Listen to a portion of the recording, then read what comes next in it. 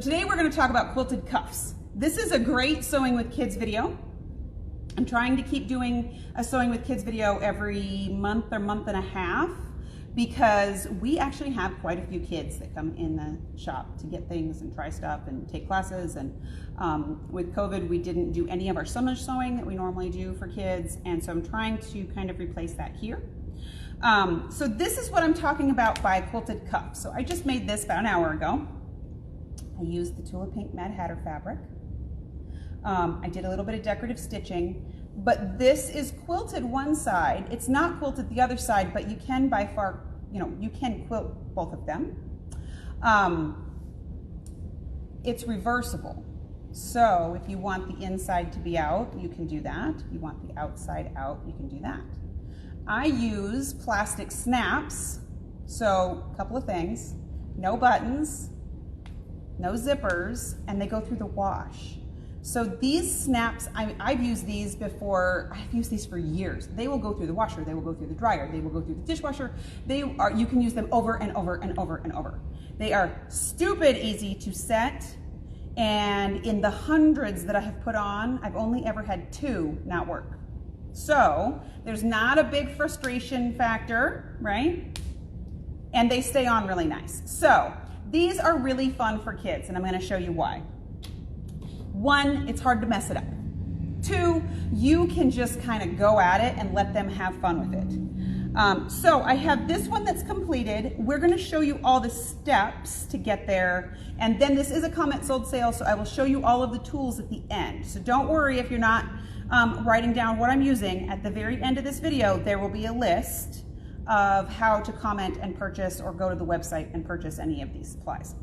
This is our first video where we launched our app, so you can watch this again on the app if you like to. You don't have to go and find it in Facebook that way, and then you can purchase the items right through the app as well. We will also be sending out an email soon about exactly how to download our app. All right, so without further ado, here we go. Let's turn on the iron.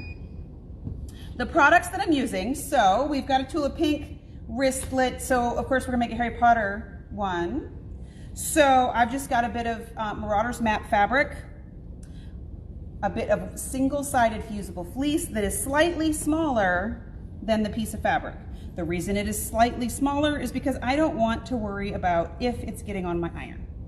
So if the fusible fleece is slightly smaller, then I don't really have to fuss with it. This is a really good trick when you're sewing with little people, because they kind of, they like to make a mess. So save your iron. All right, so here we go. We're gonna take this to the iron. I'm gonna make Jaden limbo through the tables here. Does the fleece have like a glue or something on it? It does. Touch the iron? Okay. So the bumpy side of the fleece has glue. The non-bumpy side doesn't. The best way to get this to stick is to put the glue side on the back side of your fabric and then press it from the fabric side. The fabric is thinner than the batting portion or the fleece portion, so the heat goes through it better. And as a tip, when you press this on, make sure your iron is good and hot. Like I have this on the highest setting and I'm not using steam yet. So we've just got this all pressed down. If you run your hand across it, you don't feel the bumps anymore. What that means is that all the little bumps have melted and they're fused to the back of this, okay? So this is the part that makes it really easy. Now, when you hand this to whoever's gonna sew it, whether it's you or a youngin', you don't have to worry about it slipping while it's in the machine. Now, on my Tula cuff, you'll notice I did some fun little decorative stitches on here on both sides. I didn't want to stitch across my hats. I wanted my hats to be right in the middle. But look at how fun, you can have all kinds of fun with decorative stitches. But, if you have an older kid, this is a really fun time to let them play with decorative stitches. Now you'll notice this cuff only finishes about 7 inches long. I'm starting with a much bigger piece. Okay, so don't start with the size of the cuff you want it to be, because it gets a little messy sometimes. So, especially if you're sewing with somebody younger, the easiest way, I think, to quilt this is to just sew it. You don't even have to sew it straight. You don't have to sew it, and I'm using a thread that you can really see on this fabric on purpose. This is the purple thread I used on that Tula fabric.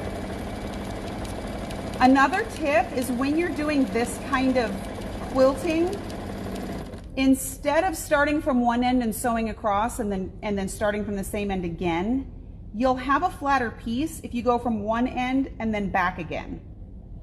So if you sew from the top to the bottom and the top to the bottom and the top to the bottom, what happens is it starts to kind of bow a little bit. But if you go from one side and then return back the other way, it makes it kind of stay flatter because the feed dogs are not going in the same direction. So it's not zhuzhing the fabric up the other way. But you can literally just let them keep sewing until they're tired of sewing, okay? There is no right or wrong answer here. We are not doing, you know, quilt show friendly free motion quilting. You can if you want to. We are literally just sewing lines back and forth. This is what makes this a great kids project, okay? So just let them keep sewing until they don't want to sew it anymore. All right? Now, I've already done that on this piece. So you can see, you know, this is plenty of quilting to hold this together. If you want to do more, do more. Next, I'm going to take this back to the iron. Now is when I'm going to hit it with some steam, because I kind of want I want that glue to really melt into place. And if there's going to be any distortion in anything, I want it to happen now. Okay? So this is a piece I did earlier. I put the purple on the back on that one so you could really see all the quilting, but this is more, you know, more visible interest. So I'm going to press that again. Now, here's where measurements come into place. My wrist is 6 inches round because I got little wrists. You want to make sure when you're figuring this out that you give yourself enough room. You need 1/2 inch of seam allowance on both ends. And then you also need to be able to overlap the snaps. So if you're going to make a cuff that finishes 6 inches, I would cut this piece 9 inches. I want to kind of focal this part of this. So what I'm going to do is I'm going to find the middle of this space. This is about 6 inches. So about 3 inches in is right here. Okay. So I'm going to use my chalk marker and I'm going to mark 3 inches from that end and 6 inches from this end. So this is the middle of my cuff. This is what I'm going to see when it's done. Okay. Ask what size you started with. It doesn't really matter. And when I cut it down, we'll talk about size. So we've got a 6 inch space. I'm going to add 1.5 inches to either end. So it's going to end up being 9 inches total. Okay. So there's one end and here's the other end. Now, how big should you make your cuff? That's up to you. If you want it to be thinner, you probably don't want it to be much thinner than this, because then you're not going to get any quilting. You're not really going to see any quilting. This one finishes about 2.5 inches. I would probably start with a piece of fabric that's 3.5 to 4 inches if you want to end up seeing to this much. Okay. This piece is going to end up being a 2.5 inch finished cuff. So we've got a 9 inch length piece. And right now my piece is 3.5. I want to trim that down a little bit. I'm going to make that about 3.25. So we're going to trim the sides down. This is probably the part that you as the grown-up need to do. We're going to measure 3.25 by 9. Okay. Now, the other thing we need to do, so here's our nice finished bit of cuff. We're also going to make this one 9 inches long. This pattern this one doesn't really matter. There's nothing to center. So we're going to cut this one down to 9 inches as well. Let me trim this a little bit more. So your backing piece and your top piece are the same size. Okay, here's all my scrap. We're going to take these and put them right sides together. Especially when I'm sewing with kids, I like to use Wonder Clips. One, there's nothing to poke yourself with. Two, they're easy to remove as you're sewing. Okay, Wonder Clips have all kinds of uses, but this kind of use is really great, especially when you're sewing with kids. They're really easy to get a hold of. They're not as hard to maneuver as a pin. Okay, so we're going to pin these right sides together. Now we're going to sew them together. I take the long side and find about 2/3 of the way down. This doesn't have to be exact, but you know, get it pretty close to about 2/3 of the way down. I'm going to do a tie-off stitch because we're going to turn this so we don't want it to come loose. Now, here's another little tip for you today. If you're using a J foot on your machine, Jane, can you zoom in on this foot? Can you get in there? See that little dot right there on the foot? Can you see that in the camera? Yes. See that shiny little dot? That is a 1/4 inch away from your needle. So if you're sewing along and you get to where that dot is and you stop and you pivot, you'll get a 1/4 inch seam allowance on your side. Okay, so that gives you a 1/4 inch from the needle to the end of your foot. So we're going to sew along all 4 sides. Pull our clips out as we go. Now, when I get to about 1/3 of the way down, I'm going to stop and I'm going to tie off stitch again. Cut my thread. Now what I've got is I've got a nice space to open, a nice opening to turn this. A couple of tips. I'm going to snip away these corners. You want to be about 1/16 of an inch away from that corner point because you want to be able to trim it, but you don't want to poke through it. Okay, so we're going to trim away those corners. If you don't have a hemostat in your sewing stash yet, I'm going to change your mind as to why you need one. These are shorter than the ones I normally use. I can't find my regular size ones. These are hemostats like nurses or doctors use when they're doing stitches. They lock. Okay? So I take my pointy end, put it up in the corner, usually the opposite corner, open it up and stick it inside and then lock it. Okay? Did you hear it click? Then I'm going to pull this through the opening.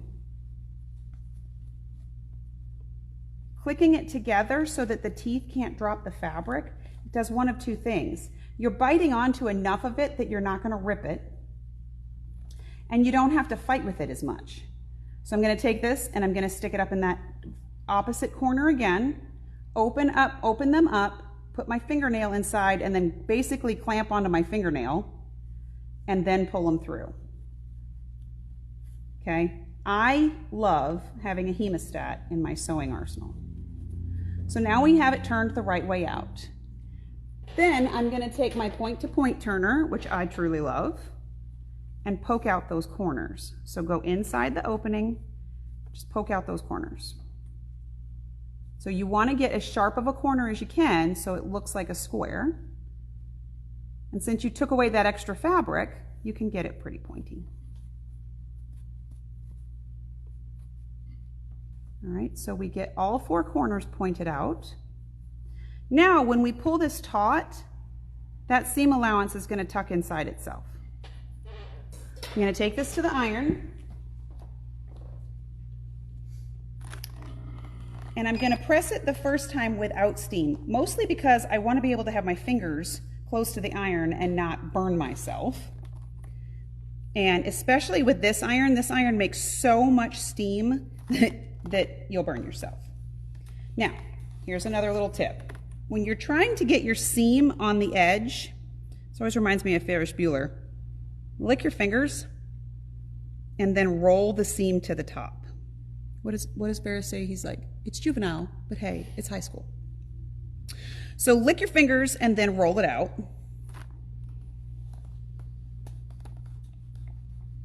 And press both long sides.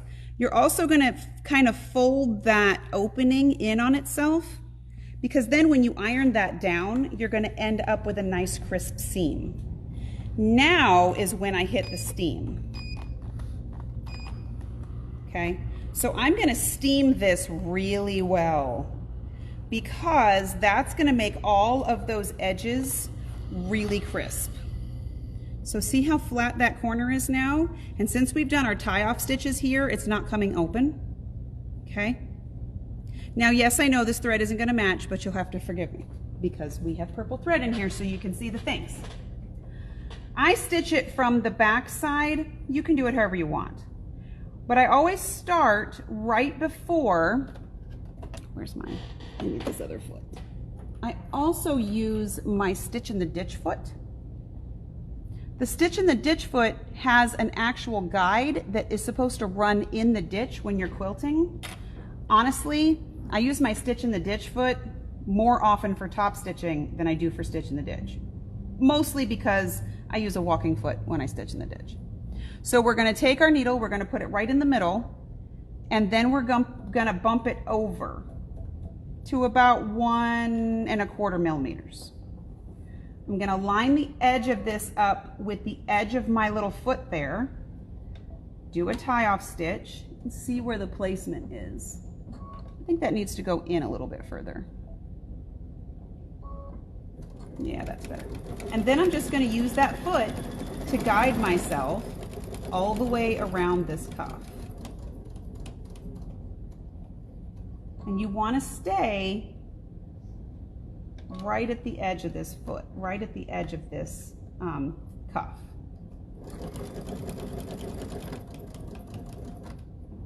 Okay.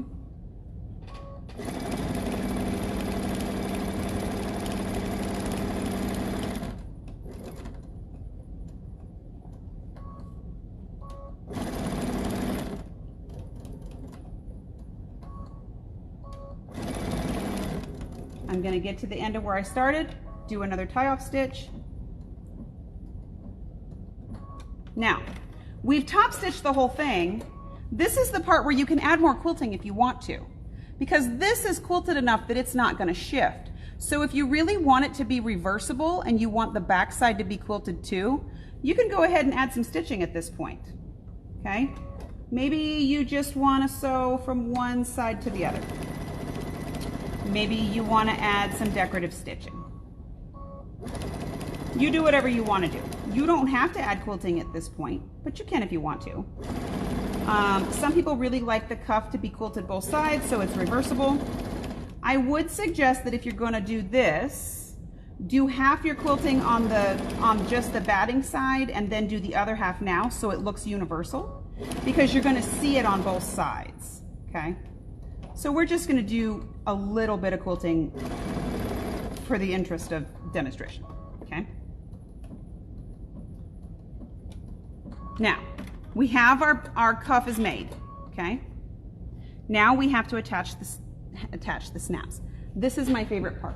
I have literally had this this tool, this snap setter, for I don't even know, probably 10 or 12 years. I have used it so many times. What you're going to want to do is you're going to want to decide where you want your snaps to be. This is about a 2¼ inch. You just want to make sure that you're putting them in the same place on both sides. So let's say that we mark this at the ½ inch line. So we're going to mark it here, and then we're going to mark it here so we know where a ½ inch from either side is. Where these lines cross is a ½ inch. Okay, we're going to do this on both sides. I really like this chalk marker because it washes off, and honestly most of it bounces off in the quilting process. Okay, so now we know that this is a ½ inch from either corner. In your tool set you'll have this little pokey thing. It's like a really tiny awl, and you're going to poke a hole on all 4 of those spots where you've marked that 1/2 inch space. Okay, so I'm going to poke all 4 corners. It is. I have definitely bled with this tool before. Again, this is probably the part you want to do, not the 4-year-old. Okay, so now we have 4 holes. These snaps come in 3 different pieces. You have the flat pieces, the flat top part of the snap here. Then what you have is a male part and a female part. So this is one snap set, okay? You have to have all 4 of these pieces to make the snap work. So I'm gonna do one in red and one in white, and you can mix these up, which is kind of fun. So I'm gonna take the red flat part and put it through the hole. And then we're gonna put, let's see, we're gonna put the white female part on this side. This little flat base, you set the flat part of the snap inside the flat base, set it on a table or something, and then just squeeze it as hard as you can. So what happens is the middle little pokey part gets flattened so it can't come out. So on the other one, I'm going to put the red side through, and now we'll put the other female side on here. Did I do that right? Yes. No. No. You're the wrong one. I want the other male side here.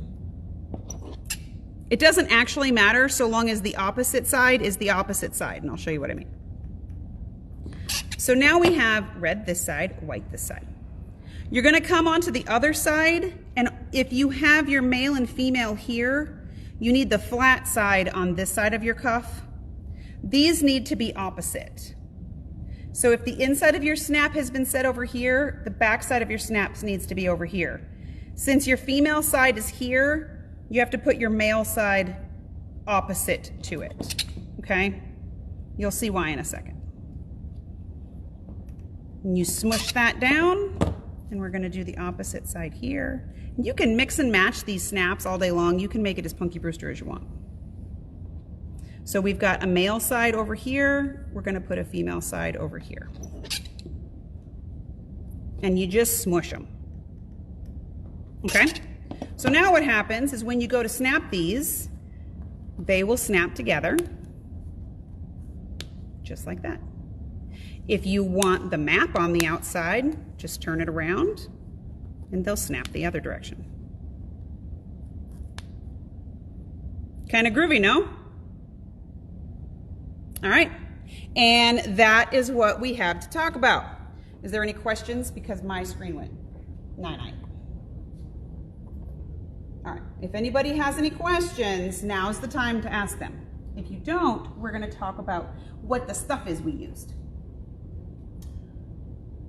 So if anybody has questions, Rebecca, just holler at me, because I can never get back to this. Okay, so this is a comment sold sale, so the numbers are up in the corner. The first thing that we showed, let me grab my basket here. The first thing that we showed is fusible fleece. So there's not a lot of packaging to show you any of that. Basically, it's a 1/4 yard. Now the price that's in the corner is for a 1/4 yard, not a full yard.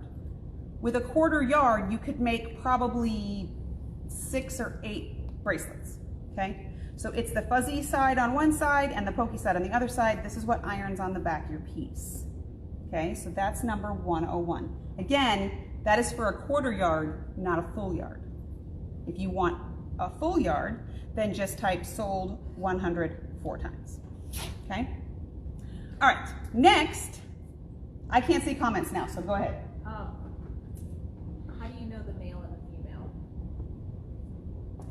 So 6th grade biology, males poke out, girls poke in. Okay, so when you look at the snaps, let me find, I put the rest of them away. Yes, so see how that pokes out and that caves in. So just think about what you learned in 6th grade biology or 6th grade sex ed, either way. They will go together and snap in, okay? So just remember, the males are pokey, females are not. Okay.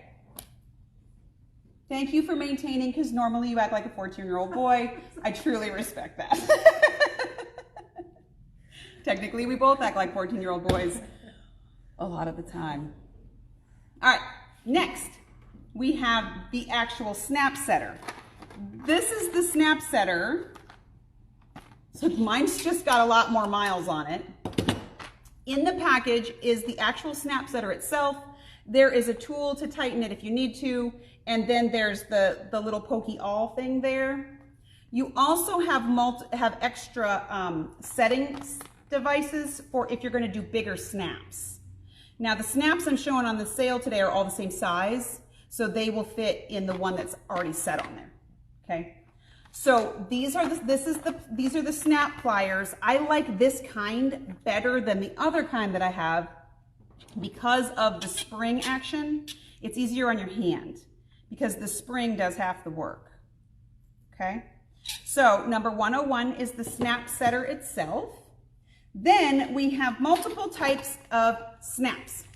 So if you want to go with a safe color that's going to go with everything, this package has, I think, 60 sets of snaps. Yep, they're just white, easy, goes with everything. There's 60 sets of snaps in this one.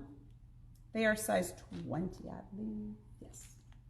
Number 101 is a white set of snaps.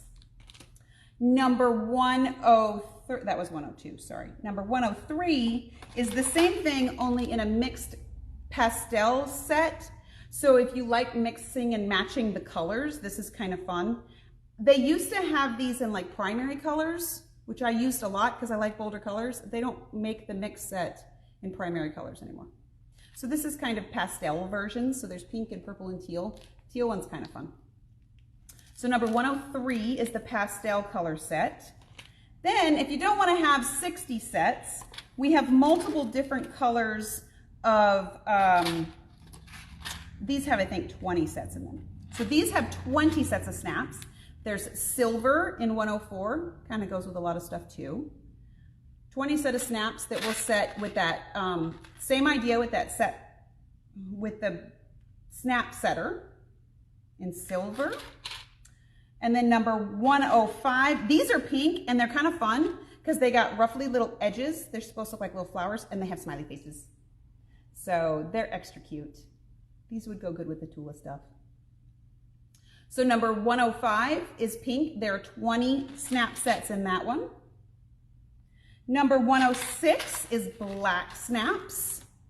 They don't have the cutesy edges. They're just plain black. They would go with a lot of cute stuff. I almost made you a cuff with glow-in-the-dark thread with spider webs on it. Maybe for Halloween I'll do that for you. But black snaps that are going to look a little bit more like buttons, safe and straightforward. Or these ones are fun. These are heart-shaped. I don't know if you can see the heart-shaped in there. But they're red and heart-shaped. They will still fit in the setter. If you find that they're not setting down in the setter quite flat, you can change it to the larger disc setting because that's got the pokey bit. But they should still fit because they're a size 20. So there's 20 sets in here too of the red heart snaps. Then if you want to feel just a little bit extra, they also come in gold. So those are all the options we have for snaps, because really the only real tools you're going to need with this is snaps. If you want to make this more creative and artistic, you could go back to the video I did a couple of weeks ago on making string quilt fabric. You could just string quilt stuff and use that for the top part. I had every intention of showing you a rhinestone setter today because then you could really bling it up, but I don't have any batteries for it, so we took that off the thing. Couldn't find any batteries for the rhinestone setter. It's been a day. So if you feel the need to bling it up, you can go to our website, pick up a rhinestone setter, and we've got all kinds of rhinestones on the website. They're really easy. You melt them on, you could just bling it up. I had to actually open this so I could show it to you. This is a Choco liner. I really love a Choco liner for when you want to mark lines to quilt. So when I did my Tula cuff, and I wanted to mark a straight line as a reference point for my decorative stitch, I used the Choco liner. This comes in all kinds of colors. Today's sale, we're showing you the white one, which is number 109. I love these things. Basically, they open up and they make a chalk line. The chalk washes off. Most of the time, it bounces off in the quilting process. So that one's number 109. Next, number 110 is my point-to-point turner. I love this thing for so many reasons. You have a nice point on this end, and when you're turning out curves, you have a curve this end. You can also use this as a harrow marker. If you're marking cork or something that's a little bit firmer, you can actually make a line with it on this end as a harrow marker. So this is the point-to-point turner. Next, we have hemostats. The ones that are on there are purple, so they're a lot prettier than mine, but I couldn't find my regular size ones. The ones that we're showing is a 6-inch hemostat, which is the size I normally use, but I could only find my tiny ones. So number 111 is a 6-inch hemostat. They lock, they're really great for turning things inside out. And last but not least is the Wonder Clips. And if you're gonna go out and get a color, why not get all of them? So number 112 is a rainbow assorted package of Wonder Clips. All right, so let's see, if anybody doesn't have questions, so I hope you guys have fun. We will see you Wednesday. Wednesday is gonna be a Christmas in July sale. We've got some panels and some patterns and some books and all kinds of stuff. So 4:30 on Wednesday, tune in for a Christmas in July sale. We will see you later. Bye.